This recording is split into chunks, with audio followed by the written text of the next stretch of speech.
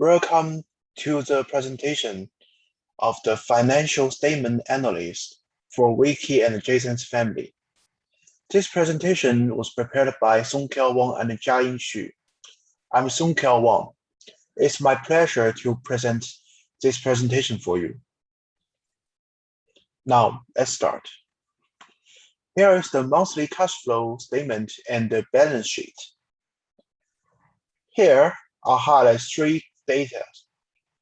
I will mention it during the recommendation part. These all data I think is not very reasonable. Here is the financial ratio analysis. The liquidity ratio is 69.98%. It is a low ratio because the suggestion guidelines shows the ratio should be above 100%.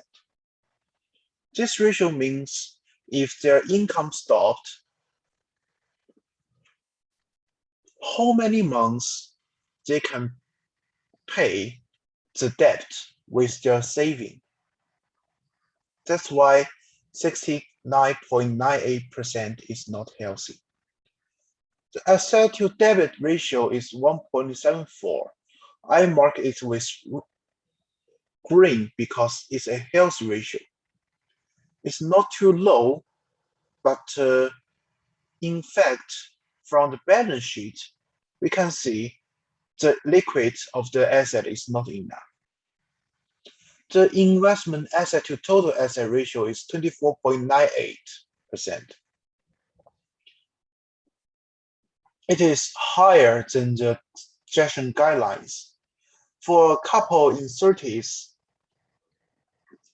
the suggested ratio should be around 15% to 20%. The debit payment to net revenue ratio is 23.476%.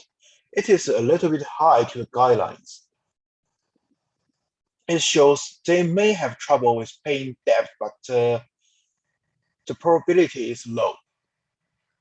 The consumer debt ratio is 45.33. It's very high. It means a large component of income used to pay debt. That's explained why the liquidity ratio is so low. For the financial position, their family can be described as virus debts, large components with unessential expenses. Income relies on Wiki, which is dangerous because during the pandemic, everybody could lose their job and they don't have enough saving. Their financial goals are building checking account and an emergency account. Pay off credit card loans, have 30,000 TFSA for travel to Spain, and rent a bigger house. And here are our recommendations. First, they need to ranking and re-examine financial goals, giving up unrealistic ones. It means they need to integrate their goals. Second, they need to cut in non-essential spendings. For example, meeting friends and it will take $400 and it's nonsense. And the last, they need to take better advantage for TFSA and building an emergency fund. Basically, it means they need to reorganize their bank account and get better use of it. Here is the way and the reason why they need to integrate goals. Each goal is very reasonable, but if they want to complete it all together, it will not be so smart. For smart, I mean, if they want to complete the goal altogether, it will be unrealistic. For example, rent a big house have conflict with travel to Spain. Actually, this goal, rent a bigger house, have conflict with all other three goals because it is the only goal which will make the cash outflow larger. And they need to prioritize the goals. Doing things one by one, they need to doing things one by one instead of doing only part of everything each time, which means they need to rank their goals into the most important, the second important, the third importance. But instead of putting money into these accounts equally, and they need to understand what they want to do most. They need to eliminate goals that are detrimental to the achievement of the most important goals, which means make it clear. I think they need to remove the goal of rent a bigger house. And they need to cutting unnecessary expenses. For example, they have to change the data plan to a cheaper one. And maybe they need to rent out the car, because during the epidemic, having a car is safer than don't have a car. But